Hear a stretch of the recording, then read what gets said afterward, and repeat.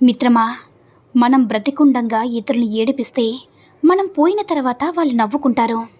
మనం బ్రతికున్నప్పుడు నలుగురిని నవ్విస్తే మనం పోతే వారంతా బాధపడతారు. బ్రతికి నన్నాళ్ళు నలుగురిని నవ్విస్తూ నవ్వుతూ బ్రతికేయడమే జీవితంలోని మాధుర్యమంటే. మనిషి పుట్టినప్పుడు శత్రువులు మిత్రులు ఎవరూ ఉండరు మిత్రమా. అలాగే చనిపోయిన తర్వాత కూడా శత్రువులు మిత్రులు ఉండరు. అయితే మధ్యలోనే మనం చేసే పనుల వల్ల, మన మాట తీరు వల్లే మనకు శత్రువులు మిత్రులు ఏర్పడతారు. అర్థమైందనుకుంటా.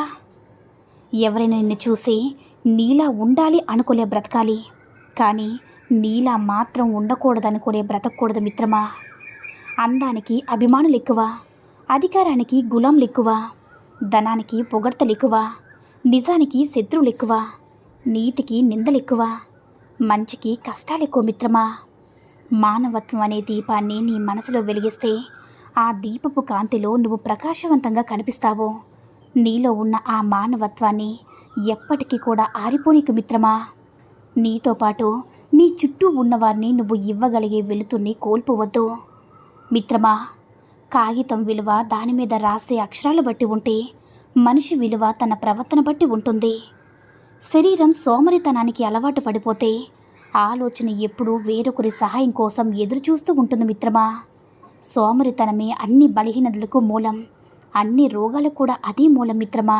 బ్రతకడం అంటే 3 పూటలు తిని 3 ఊర్లు తిరగడం కాదు. ఏదేలా బ్రతుకు వెళ్ళతీయడం అసలే కాదు మిత్రమా. నలుగురు మనల్ని మెచ్చేలా, మన కోసం నలుగురు వచ్చేలా, మనకంటూ ఒక ప్రత్యేకత ఉండేలా బ్రతకాలి. బ్రతికి చూపించాలి మిత్రమా. నీవు ఆటలో గెలవాలంటే పోటీదారులందరినీ ఓడించాలి. కానీ జీవితంలో నువ్వు గెలవాలంటే నీ తోటి వారందరినీ ప్రేమించాలి. ఆకలి తీరాక అన్నాన్ని, అవసరం తీరాక మనిషిని అలుసుగా చూడద్దు. ఎందుకంటే ఆకలి మళ్ళీ వేస్తుంది, అవసరం మళ్ళీ వస్తుంది మిత్రమా. మన ఊరి వాగులో ఎంతసేపైనా ఈత కొట్టు, జలకాలాడుతూ బాగానే ఉంటుంది. కానీ సముద్రపు నీటిలో ఎంతసేపు ఈత కొట్టినా మళ్ళీ మంచినీళ్ళతో స్నానం చేయవలసిందే కదా. అందుకే మన వారితో బయట వారితో ఎలా మసలుకోవాలో తెలుసుంటే చాలా మంచిది. నీవు ఎలాంటి వాడవో నువ్వు పెంచుకున్న పరిచయాలు చెప్తాయి. నీ వ్యక్తిత్వం ఎలాంటిదో నిన్ను వదులుకోలేని పరిచయాలు చెప్తాయి. విలువలేని దుమ్ము కణం కూడా ఒక్కోసారి నీ కంట్లో పడి నిన్ను విలవిల్లాడేలా చేస్తుంది. అలాగే కొందరు విలువలేని మనుషులు కూడా చాలాసార్లు వారి మాటలతో బాధ పెడతారు. ఊదేసుకొని ముందుకు వెళ్ళడమే ఉత్తమ లక్షణం మిత్రమా. దేహంపై ఉన్న దుస్తులు మాసిపోకుండా ఉండడం, దేహంలోనున్న మనసు బాధపడకుండా ఉండడం లాంటివి జరిగే పనులు కావు కదా.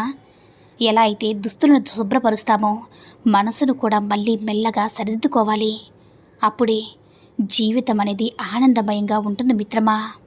డబ్బు చెప్తుంది అందరినీ మరిచి నన్ను సంపాదించమని, సమయం చెప్తుంది అన్నిటినీ మరిచి నన్ను అనుసరించమని, భవిష్యత్తు చెప్తుంది అన్నింటినీ మరిచి నా కోసం శ్రమించని. కానీ దేవుడు చెప్తాడు అందరికీ మంచి చేస్తూ ఉండు, నీకేం కావాలో నేను చూసుకుంటానని. మిత్రమా, ఒక విత్తనం భూమిని చీల్చుకొని మొక్కల ఎదిగేటప్పుడు ఎలాంటి శబ్దం చేయదు. కానీ అదే వృక్షం భూమిపై కూలినప్పుడు పెద్ద శబ్దం చేస్తుంది. పతనంలో శబ్దం ఉంటుందేమో కానీ ఎదగడంలో మాత్రం నిశ్శబ్దంగా ఉండాలి మిత్రమా. నేర్చుకోవడం ఎప్పుడు కూడా మానుకోకు. ఎందుకంటే జీవితం ఎప్పుడు ఏదో ఒకటి నేర్పిస్తూనే ఉంటుంది. దేని గురించి ఎక్కువగా ఆలోచించుకో, నీ గురించి నువ్వు ఆలోచించు మిత్రమా. ధనం సంపాదించాలంటే ఎలాగైనా సంపాదించవచ్చు. కానీ ఒకరి మనసులో స్థానాన్ని సంపాదించాలంటే మాత్రం ఎదుటి వారి మనసు అర్థం చేసుకునే గుణం ఉండాలి మిత్రమా. నీ గురించి శత్రువులు మాట్లాడుతున్నప్పుడు జాగ్రత్తగా వినాలి.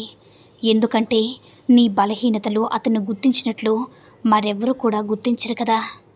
ఎవరి మీదైనా ఒత్తిడి పెంచి చూడండి, వారి నిజమైన వ్యక్తిత్వం బయటపడుతుంది. మిత్రమా, ఎదగాలని తపన ఉన్నవాడిని ఎవ్వరూ ఆపలేరు.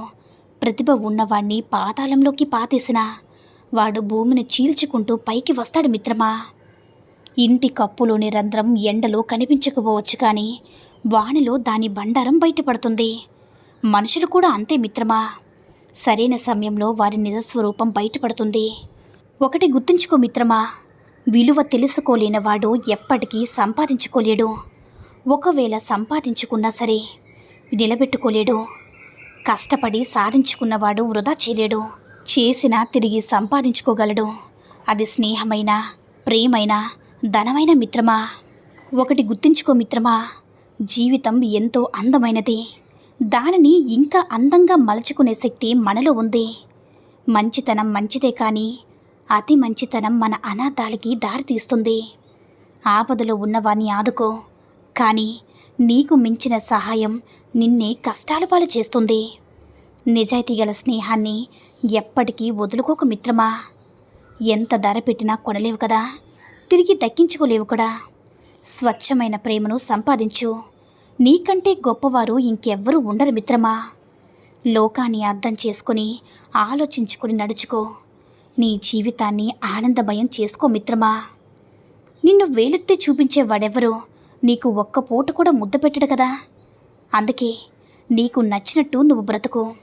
అది కష్టమైనా, సుఖమైనా, బాధైనా, సంతోషమైనా నీ జీవితం నీ చేతిలోనే ఉంటుంది మిత్రమా. ఈ రోజుల్లో ఆపదలో ఉంటే ఆదుకునేవారు తక్కువ. ఆస్తి అంతస్తులు సంపాదించిన వారికి విలువ ఎక్కువ. అందుకే నువ్వేంటో నిరూపించి చూపించు. కాదన్నవారే చీమల్లా నీ చుట్టూ చేరుతారు మిత్రమా. అమ్మాయి మనసు చాలా సున్నితమైనది. వారిని మంచితనంతోనే గెలుచుకోవాలి, కానీ మోసం చేసి కాదు. అమ్మాయిలది చిన్నపిల్లల మనస్తత్వం. వారిని లాలించి, ప్రేమించి, బుజ్జగించాలి గాని కటువుగా ప్రవర్తించి వారి మనసు బాధ పెట్టకూడదు మిత్రమా. అమ్మాయిలు ఒకసారి మనసు పడితే అమ్మలా చూసుకుంటారు. తేడా వస్తే అమ్మోరులా అంతు చూస్తారు. అమ్మాయిలకు అలక అందం. వారి అలకను బుజ్జగించడంలో ఉంటుంది సరైన ఆనందం. కాదంటావా మిత్రమా? ఒక మనిషి కోసం ఇంతగా ఆలోచిస్తున్నాము, ఇంతగా తాపత్రయం పడుతున్నాము, ఇంతగా ఫీల్ అవుతున్నామంటే ఆ మనిషి మనలో సగమని, మన ప్రాణం కంటే చాలా ముఖ్యంగా భావిస్తున్నామని అర్థం మిత్రమా. అలా మనకి అనిపించిన మనిషి మనకి ఎదురైతే ఎట్టి పరిస్థితుల్లో కూడా వారిని వదులుకోకూడదు. వదులుకుంటే అంతకంటే మూర్ఖత్వం మరొకటి ఉండదు మిత్రమా. ముఖంపై చేదుగా మాట్లాడేవారు ఎప్పుడూ మోసం చేయరు. భయపడవలసింది తీయగా మాట్లాడేవారితోనే. మనసులో అసూయను పెంచుకుంటారు. సమయం వచ్చినప్పుడు మారిపోతారు. అర్థం బలహీనమైనదే, కానీ నిజం చూపించడంలో ఎప్పుడు కూడా భయపడదు మిత్రమా. నువ్వు లెక్క పెట్టుకోగలిగినంత వరకే అవి చినుకులు, ఆ తర్వాత దాన్ని వర్షం అంటారు. నువ్వు చెక్కబెట్టుకునేంత వరకే అవి నీకు సమస్యలు, ఆ తర్వాత దాన్ని కష్టం అంటారు. ఇక్కడ లెక్క చూసుకోవాల్సింది రాలిన చినుకులు ఎన్నని కాదు, దాహం ఎంత తీరిందని, ఎన్ని సమస్యలు వచ్చాయని కాదు, ధైర్యంగా ఎంత పోరాడామనేదే ముఖ్యం మిత్రమా. సమస్యకు పరిష్కారం నీ ధైర్యం, అది ముందుకు సాగడమే నీ ప్రయాణమని తెలుసుకో మిత్రమా.